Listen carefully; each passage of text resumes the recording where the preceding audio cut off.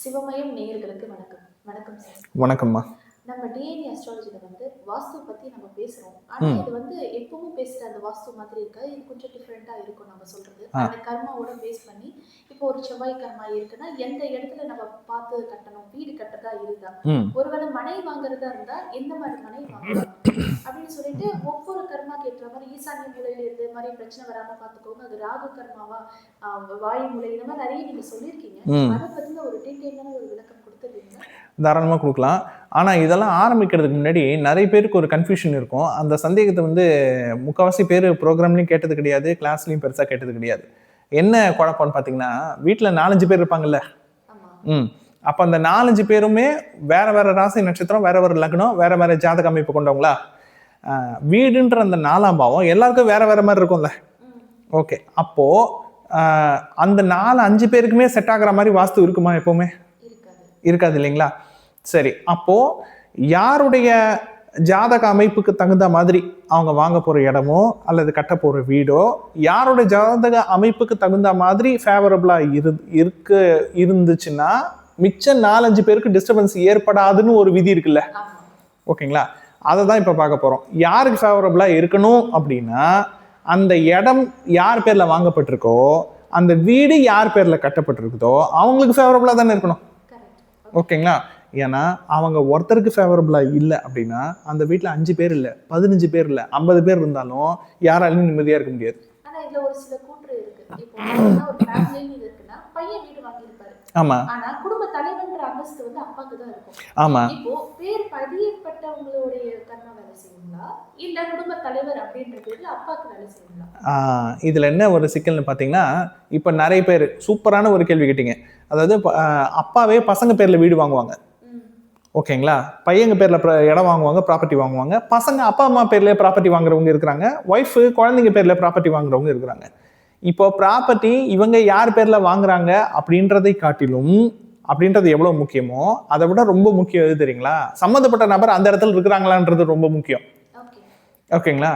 இப்போ என்னன்னு பாத்தீங்கன்னா, வெளிநாட்டுல வேலை பார்க்குற நிறைய பிள்ளைகள் அவங்க உழைச்ச பணத்தை கொஞ்சம் கொஞ்சமா சிறுக சேர்த்து அப்பா அம்மாக்கு அனுப்புறாங்களா? அதுல அப்பா அம்மாக்கள் பசங்க பேர்லயே வீடு வாங்குவாங்கல்ல. ஓகேங்களா? என் புள்ள சம்பாரிச்சு எனக்கு காசு அனுப்புறாரு, எனக்கும் என் மனைவிக்கும் செலவுக்கு காசு அனுப்புறாரு. பொண்டாட்டி ஒய்ஃப் குழந்தைங்கள்லாம் வீட்டில் இருப்பாங்க.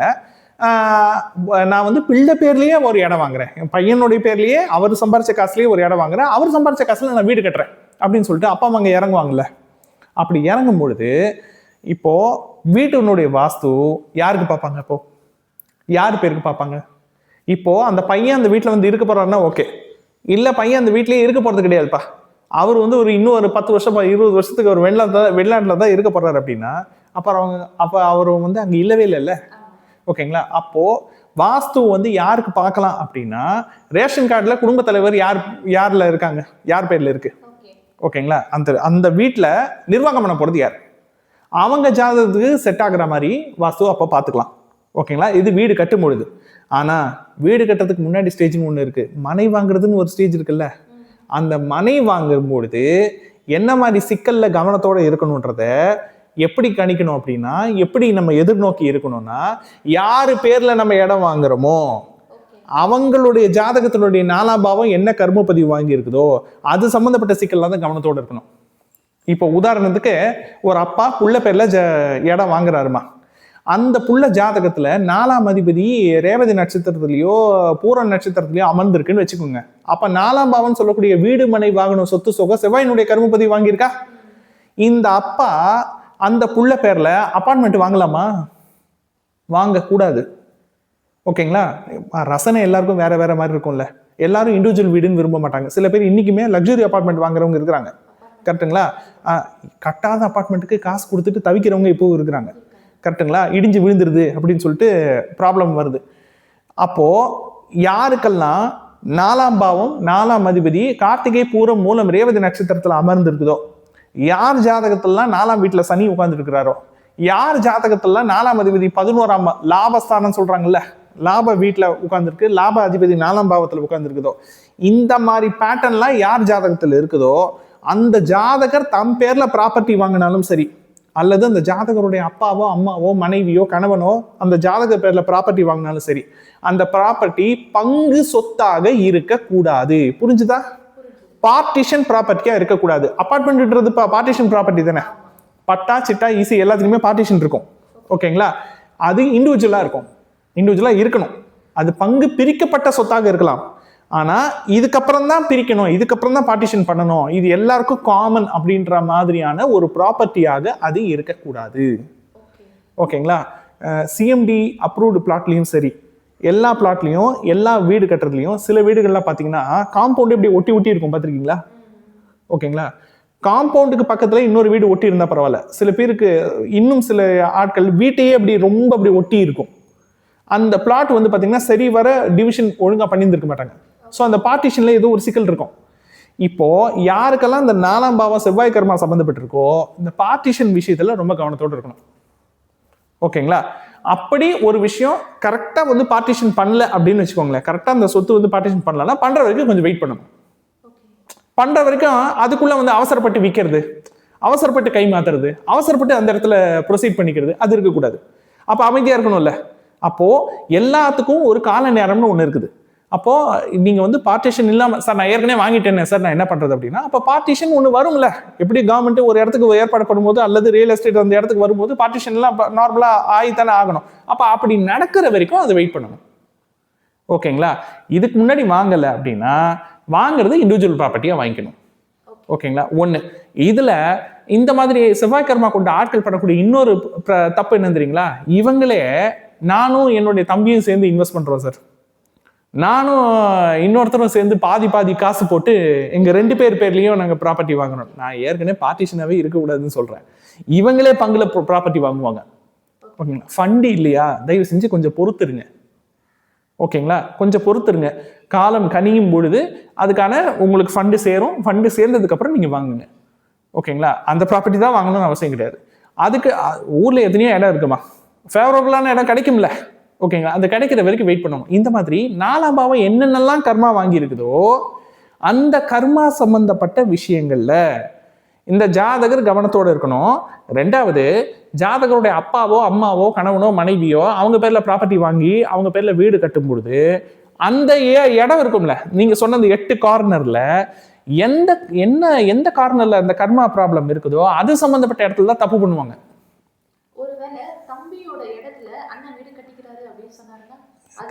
தம்பியோட இடத்துல அண்ணன் வீடு கட்டிக்கிறாரு. Okay right. அண்ணன் வந்து அவர் காசுல வீடு கட்டுறாரு.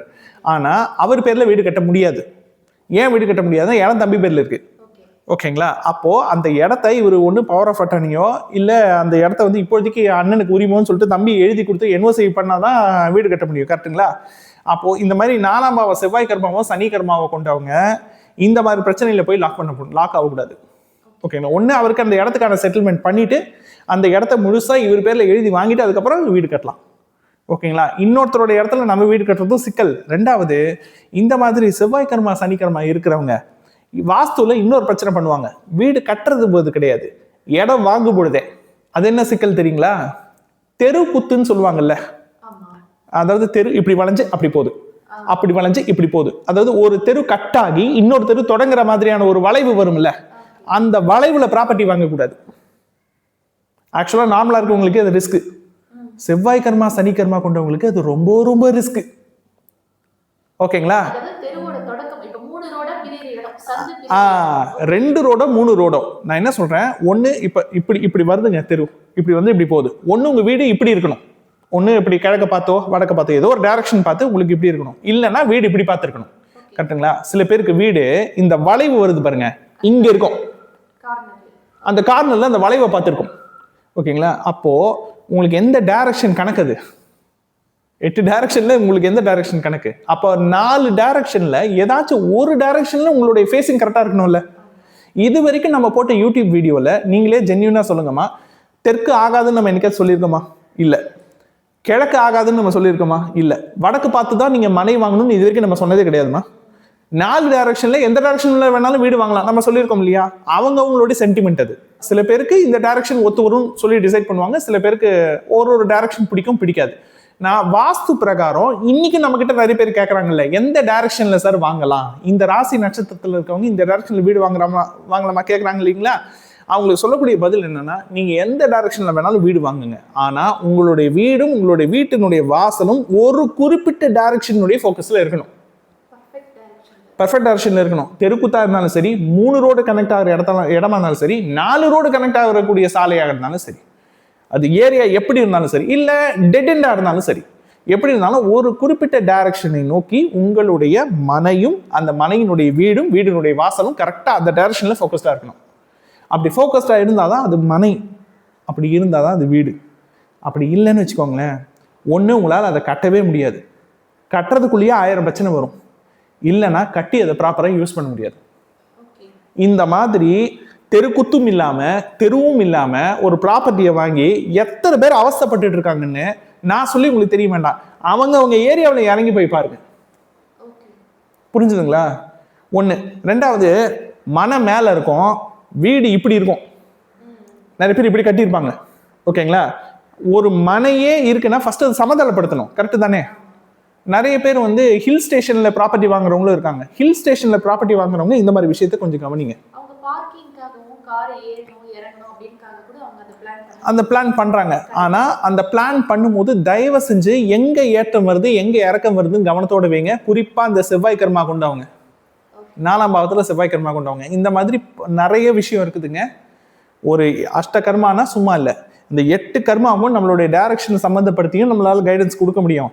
8 கர்மாவுக்கும் நம்மளுடைய மனையை சம்பந்தப்படுத்தியும் நம்மளால கைடன்ஸ் கொடுக்க முடியும். ஆமா, இப்போ ஒண்ணு இல்லைம்மா, அதுக்கு நான் இன்னொரு எக்ஸாம்பிள் சொல்றேன். 4ஆம் பாவம் ராகு கர்மா வாங்கியிருக்கு, எந்த விஷயத்துல கவனத்தோட இருக்கணும்? உங்களுக்கு ஏதாச்சும் ஒரு ஹிட் ஆகுதா? ஒருத்தருக்கு 4ஆம் பாவம் 4ஆம் அதிபதி பூசம் விசாக சதய நட்சத்திரத்துல இருக்காருமா, 4ஆம் வீட்டுல குரு இருக்காங்க. நம்ம நல்லதுன்னு சொல்லுவோம்ல, இயற்கை சுபகிரகம் 4ஆம் வீட்டுல இருக்கு, குரு பார்வை 4ஆம் வீட்டுக்கு பட்டா சூப்பர். 1 மணிக்கு அவர் 4 மணி வாங்குவார்ப்பா சொல்லுவோம்ல. எலக்ட்ரிசிட்டி ப்ராப்ளமா ஒண்ணு. இன்னொரு இடம் என்ன தெரியுங்களா? கவர்மெண்ட் ப்ராஜெக்ட் அந்த இடத்துல வராம இருக்கணும், ஓகேங்களா? ரோடு போட போறேன்னு சொல்லிட்டு, ரோடு எக்ஸ்டெண்ட் பண்ண போறேன்னு சொல்லிட்டு இன்னைக்கு வீடுங்கெல்லாம் இடிக்கிறாங்க பாருங்க. எல்லாருடைய 4ஆம் பாவமும் பாருங்க அந்த ராகு கர்மாவோட சிக்கியிருக்கும், ஓகேங்களா? பைப்லைன் என்ன project? Chemical project, case pipeline, ஓகேங்களா? அப்புறம் ட்ரைனேஜ் ரிலேட்டடான ப்ராஜெக்ட். பாம்பு மாதிரி வழி பண்றாங்க அப்படின்னாலே அது ரயில்வே ட்ராக்கா இருந்தாலும் ஏர்போர்ட்டா இருந்தாலும் போக்குவரத்து துறையால ஒரு விஷயம் இடிக்கப்படுது நசுக்கப்படுதுன்னா ராகு கர்மாவா? அப்போ இதனால பாதிக்கப்படுறவங்க இந்த விஷயத்துல கவனமா இருக்க வேண்டியவங்க யாருன்னா, 4ஆம் பாவம் 4ஆம் அதிபதி யாருக்கெல்லாம் ராகு கர்மாக்குள்ள இருக்குதோ அவங்க எல்லாம் இந்த விஷயத்துல முதல்ல கவனத்தோட இருக்கணும். அப்போ ஒரு இடம் வாங்குறதுக்கு முன்னாடி, வாஸ்து பாக்குறதுல அப்புறம், இடம் வாங்குறதுக்கு முன்னாடியே பிரச்சனை இல்லை, கவனத்தோட இருக்கணும்ல, கரெக்டுங்களா? ஏன்னா இடம் வாங்குறது நான் வந்து கன்க்ளூட் பண்றதுக்கு முன்னாடி சொல்றக்கூடிய விஷயம் என்னன்னா, வாழ்வாங்கு வாழ அப்படின்னு சொல்லிட்டு தான் நம்ம இடம் வாங்குறோம். நம்ம மட்டும் கிடையாது, நமக்கு அடுத்த தலைமுறையை வாழணும், செழிக்கணும். அப்போ அது ஒரு செழிப்பாக இருக்கணும், ஒரு பெரிய ஒரு கற்பக விருட்சமா அந்த இடம் மாறணும் அப்படின்னா உங்களுக்கு என்ன கர்ம பதிவு இருக்குதோ அதுக்கு தகுந்த மாதிரி முன்னெச்சரிக்கை நடவடிக்கைகள்லாம் எடுத்துட்டு அந்த இடத்த நீங்க ப்ரொசீட் பண்ணுங்க, வாங்குங்க, சிறப்பாக இருக்கும். ரொம்ப அழகா விளக்கம் கொடுத்துருந்தீங்க. இந்த அளவுக்கு டீடைலா இது வரைக்கும் நம்ம வாஸ்துவை பத்தி யாரும் கேள்விப்பட்டிருந்திருக்க மாட்டோம். இதுல ஒரு ஐடியா கிடைச்சிருச்சு. என்னன்னா, நம்ம கிளாஸஸ்ல நீங்க இந்த வாஸ்து சம்பந்தப்பட்டு இந்த அளவுக்கு கவர் ஆகுமா அப்படின்றது நம்ம நேயர்களுக்கும் தெரிஞ்சிருக்கோம். நிச்சயமாக அந்த கிளாஸஸ் பத்தி நான் ஒரு டீடைலும் கொடுத்துருங்க. ஏன்னா அந்த வாஸ்துவும் ஒரு நம்ம டிஎன்எஸ் வந்து கனெக்ட். ஆமா. இப்போ என்னன்னு பார்த்தீங்கன்னா, ரெகுலராக நீங்கள் பார்க்கக்கூடிய வாஸ்து கிளாஸ்க்கும் மரபணு ஜோதிடத்தினுடைய வாஸ்து கிளாஸ்க்கும் என்ன வித்தியாசம்ன்றது இப்போ நான் பேசின தகவல்லேருந்தே உங்களுக்கு புரிஞ்சிருக்கும். அதே மாதிரி நியூமராலஜியும் சரி, அதே மாதிரி தசாபுத்தியும் சரி, அதே மாதிரி நம்மளுடைய பிறப்பு ஜாதகமாக இருக்கட்டும், அதே மாதிரி நம்ம வாழ்க்கையில் எடுக்கக்கூடிய பல்வேறு தரப்பட்ட முடிவுகளாக இருக்கட்டும், இன்வெஸ்ட்மெண்ட் சார்ந்து எடுக்கிறதா இருக்கட்டும், ரிட்டையர்மெண்ட் பிளான் சம்மந்தப்பட்டு எடுக்கிறதாக இருக்கட்டும், வெளிநாடு போகிறது சம்மந்தப்பட்டதாக இருக்கட்டும், பிஸ்னஸ் பண்ணுறதா இருக்கட்டும், கல்யாணம் பண்ணுறதாக இருக்கட்டும், எவ்வளவு பெரிய பெரிய முடிவுகளை நம்ம எடுக்கிறோம். அப்படி எடுத்துட்டு அச்சச்சோ நம்ம இதை யோசிக்காம நம்ம எடுத்துட்டோமே, யாருக்காச்சும் நம்ம கேட்காம நம்ம செஞ்சிட்டோமே அப்படின்னு முன்னாடியே உட்கார்ந்து தலையை பிதுக்கிட்டு உட்கார்றதுக்கு முன்னாடி நம்மளுடைய ஜாதகத்தை பார்த்துட்டு அல்லது இந்த மாதிரி ஒரு வகுப்புகளை அட்டன் பண்ணிட்டு எதை செய்யலாம் எதை செய்யக்கூடாது அப்படின்ற அந்த கைடன்ஸை நம்ம அப்படியே மனசுல ஏத்திக்கிட்டு அது பிரகாரம் எடுத்துட்டா சால சிறந்ததாக இருக்கும் அல்லவா? அந்த ஒரு பர்பஸ்க்கு, அந்த ஒரு வழிகாட்டுதலுக்கு வருமுன் காப்பது சிறந்தது அப்படின்ற அந்த கொள்கைக்கு நம்மளுடைய கிளாஸ் வந்து 100%ல 200% பயன்படும். அதில் என்னால் வந்து ஒரு 1000% என்னால் உத்தரவாதம் கொடுக்க முடியும். ஸோ அந்த ஒரு கைடன்ஸ் உங்களுக்கு வேணுமா? வருமுன் காப்பது சிறந்ததுன்ற கொள்கைக்கு ஏற்ப உங்களோட வாழ்க்கையை வடிவமைச்சுக்கணும்னு நீங்கள் நினச்சிங்கன்னா இந்த கிளாஸை தாராளமாக நீங்கள் அணுகலாம். அதில் ஜாயின் பண்ணிக்கிறது டைரக்ட் ஸ்டூடெண்ட்டாகவும் நீங்கள் ஜாயின் பண்ணிக்கலாம், ஆன்லைன்லையும் நீங்கள் ஜாயின் பண்ணிக்கலாம். எதில் நீங்கள் ஜாயின் பண்ணணும்னாலும் நீங்கள் தொடர்பு கொள்ள வேண்டிய நம்பர், வாட்ஸ்அப் நம்பர் 8608077781. இந்த நம்பருக்கு வாட்ஸ்அப் பண்ணுங்க. கிளாஸ்க்கான டீட்டெயில்ஸை நான் உங்களுக்கு ப்ரொவைட் பண்ணுறேன். வர ஆகஸ்ட் மாதம் 8ஆம் தேதி 9ஆம் தேதி கோயம்புத்தூரில் நேரடி வகுப்பு நடக்க போகுது. ஒருவேளை நீங்கள் டைரக்டாக வரணும்னு நினச்சிங்கன்னா தாராளமாக வாங்க. வித்தியாசமான ஜோதிட அனுபவங்கள் உங்களுக்காக காத்து கொண்டு இருக்கின்றது. வணக்கம்.